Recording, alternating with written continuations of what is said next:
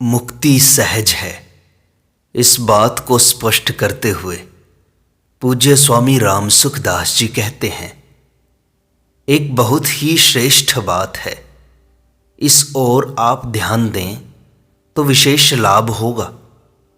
बात यह है कि हम भगवत प्राप्ति, जीवन मुक्ति, तत्व ज्ञान, परम प्रेम, कल्याण, उद्धार इत्यादि जो कुछ ऊंची से ऊंची बात चाहते हैं, उसकी प्राप्ति तो अपने आप ही सिद्ध है। यह बहुत ही मूल्यवान बात है, इसकी ओर ध्यान दें, इसे आप मान लें। इसे समझाने में मैं अपने आप को असमर्थ समझता हूं। लोगों की धारणा है कि मानने से क्या होता है, केवल मान लेने से क्या लाभ होगा, इसलिए मेरी बात को सुनकर टाल देते हैं। अब आप ध्यान दें, गीता में भगवान ने कहा है, प्रकृतिम पुरुषम चैव विद्धि अनादि उभावपि। प्रकृति और पुरुष दोनों को ही तू अनादि जान, और क्षेत्रज्ञम चापिमाम विद्धि सर्व क्षेत्रेषु भारत। हे अर्जुन, तू सब क्षेत्रों में क्षेत्रज्ञ अर्थात जीवात्मा भी मुझे ही जान।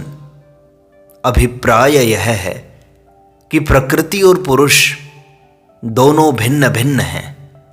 ऐसा मान लें, आप पुरुष हैं और प्रकृति आपसे भिन्न है। तात्पर्य यह निकला कि आप जिससे अलग अर्थात मुक्त होना चाहते हैं, उस प्रकृति से आप स्वतः मुक्त हैं।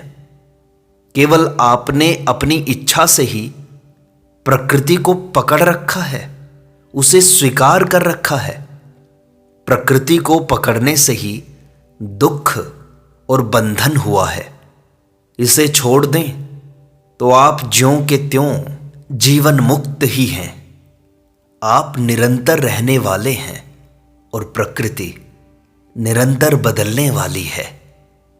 वह आपसे स्वाभाविक अलग है।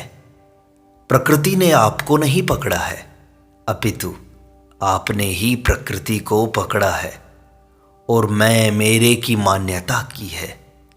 मैं मेरे की मान्यता करना ही भूल है। यह जो इंद्रियों सहित शरीर है, यह मैं नहीं है, और जो संसार है वह मेरा नहीं है। इस बात को मान लेना है और कुछ नहीं करना है, कारण कि वस्तुतः बात ऐसी ही है।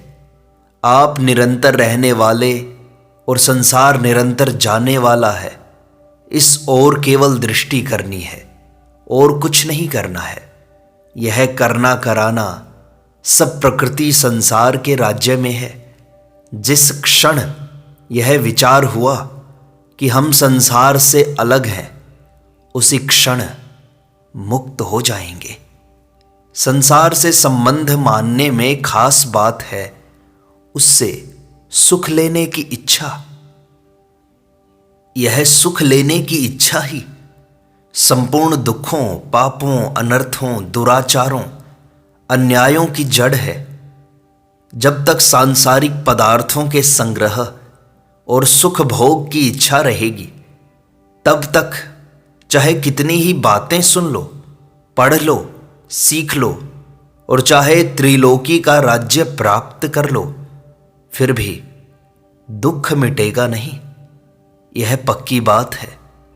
संग्रह और सुख भोग की वृत्ति चेष्टा करने से नहीं मिटेगी। यहां चेष्टा की बात ही नहीं है। आपने मैं मेरे की मान्यता की हुई है। मानी हुई बात न मानने से ही मिटती है, चेष्टा से नहीं मिटती। विवाह होने पर स्त्री पुरुष को अपना पति मान लेती है, तो इसमें पति मानने में कौन सी चेष्टा करनी पड़ती है? बस केवल मानना होता है। किसी से संबंध जोड़ने में और संबंध तोड़ने में सब स्वतंत्र हैं। वास्तव में हमारा संबंध केवल परमात्मा से है। भूल से हमने प्रकृति से संबंध जोड़ लिया। अब उस माने हुए संबंध को तोड़ लेना है, बस यही काम है।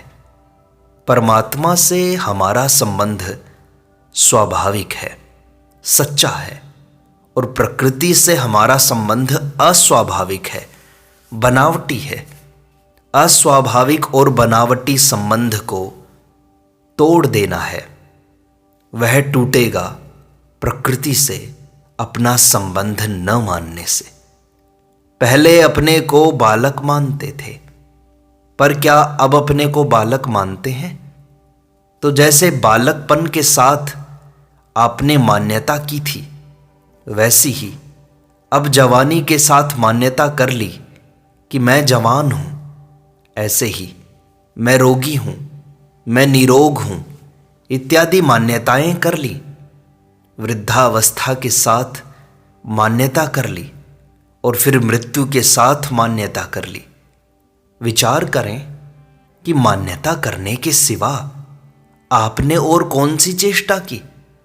जैसे आपने पहले अपने को बालक माना, वैसे ही अब अपने को बालक न मानकर जवान मान लिया। तो केवल मान्यता ही मान्यता है, न कोई चेष्टा है, न कोई विचार है। इतनी सुगम बात संसार में है ही नहीं। केवल संयोगजन्य सुख की इच्छा के ही कारण कठिनाई हो रही है। वह संयोगजन्य सुख भी ऐसा है कि जिससे परिणाम में दुख ही दुख मिलता है।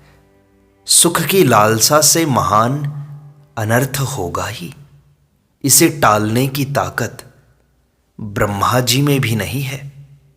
रुपए मिल जाएं तो सुखी हो जाऊंगा, पदार्थ मिल जाएं तो सुखी हो जाऊंगा, यही सारी बात अटकी हुई है।